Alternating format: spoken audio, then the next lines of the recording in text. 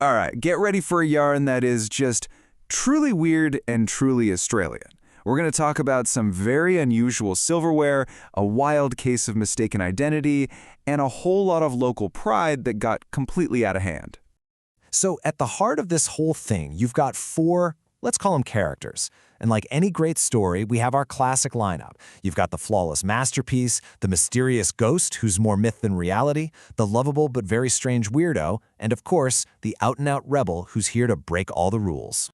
And this motley crew, believe it or not, managed to create what I can only call a full-blown silverware emergency in the outback mining town of Broken Hill. It's a mystery that took over 100 years to unravel. Okay, before we dive in any deeper, I know exactly what you're thinking. What on earth is an Epper thing? And yep, for the record, it's pronounced Epern. So, what is it?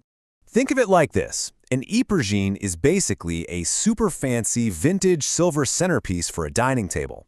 Its whole job is to hold fruit or flowers in these cool bowls that make everything look like it's floating. Back in the day, if you had one of these, you were a big deal. It was the ultimate dinner party flex. All right, let's meet the gang. First, we have Don. We call him that after the legendary cricketer Don Bradman because, well, he's technically perfect. Then there's Duds, the ghost of the story. Always talked about, but never actually seen. Next up is Tony, the quirky, polished crowd pleaser. And finally, there's Mick, the wild card, the rebel, the one who is just quintessentially Australian and does whatever he wants. Right, so you couldn't just whip one of these things up in your backyard shed. Oh no. To be considered a true masterpiece, an Eppergy had to play by the rules.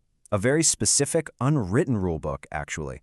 And trust me, these rules are going to be super important to our story. So, what are these rules? Well, Rule 1. You need a small, heavy base. That keeps it from tipping over and saves space on the table. 2. It's got to have little feet, just enough to get your fingers under it to lift it.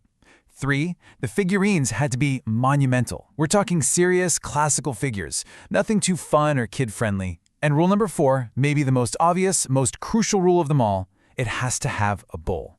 I mean, it's a bowl holder, right? Seems simple enough. And speaking of rule followers, meet Don. This guy is the teacher's pet, the star student.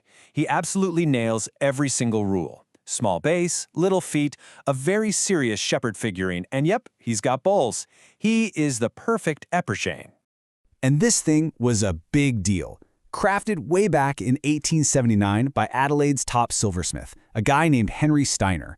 We're talking 39 inches tall, with not one, but 7, count them, 7 crystal bowls. It was a sensation. It was winning gold medals, everyone was talking about it, a genuine masterpiece. But then things took a turn. The master, Steiner, went through a terrible tragedy, lost his family and sold his business.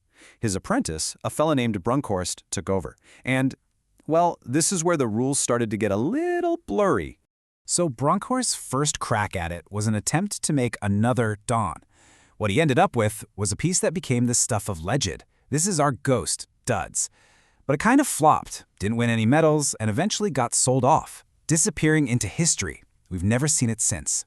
So for his next act, Brunkhorst gets a big commission from the Silver King of Broken Hill, and he creates this. Say hello to Tony.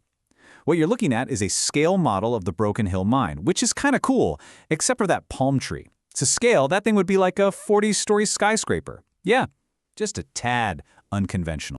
And yeah, about that palm tree, once you see it, you just can't unsee it. Someone pointed out that it looked a lot like, well, a certain part of the male anatomy. Was it a prank? An accident? The locals in Broken Hill, they have a much more direct theory. Let's just say Tony was gifted away pretty darn quick to a retiring mine manager. Okay, so Tony was the weirdo, the quirky one. But the story doesn't stop there, oh no. Because one of Brunkhorst's own apprentices decided to just throw the entire rulebook out the window. It's time to meet the ultimate rebel, Mick. Just look at this. Tony, he bent the rules, right? Base too big, weird figurines, but Mick? Mick didn't bend the rules. He took a sledgehammer to them.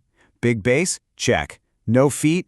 Check. Monumental figurines? Nope. And then, the ultimate act of defiance, he breaks the #1 rule. He has no bowl. It's a fruit bowl holder with no fruit bowl. The madness. Oh, but hold on, because it gets even weirder.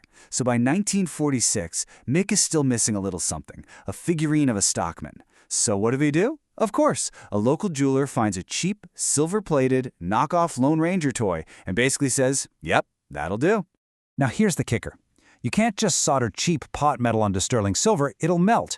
So they came up with this, let's call it an engineering solution, which was basically to drill a hole right at the Lone Ranger's arm and literally bolt him onto the base.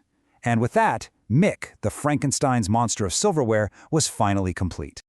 And this, my friends, brings us to the grand finale, the great Broken Hill Silver Switcheroo. See, for decades, the original Don was gone. Nobody had seen it. The masterpiece was just a memory, a legend.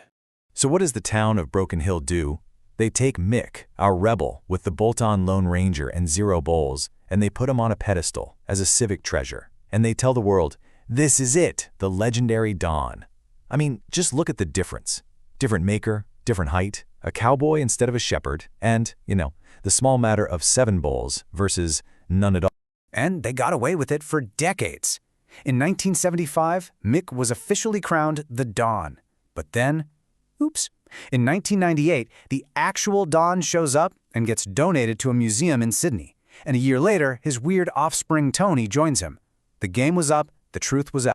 So, with the cat out of the bag, what happens next? Does Broken Hill say, our bad, we made a mistake? Not quite. So let's do a quick roll call of where everyone ended up. The real Don and his quirky creation Tony, they're living the quiet life behind glass in a Sydney museum. Mick, our rule breaker, he is still proudly on his throne in Broken Hill, celebrated as their beloved silver tree. And Duds, our ghost, well, he's still missing in action. And this is the real takeaway. Even though the truth is out there, in Broken Hill, you do not mess with the story. Mick has become more than just a piece of silverware. He's a symbol of their town, a lightning rod for this fierce local pride. He might not be the real Don, but he is their Don, and that's what matters. So that just leaves one question mark, doesn't it? Duds, the ghost of our story. He's still out there somewhere, probably getting up to some kind of fine arts mischief, I reckon.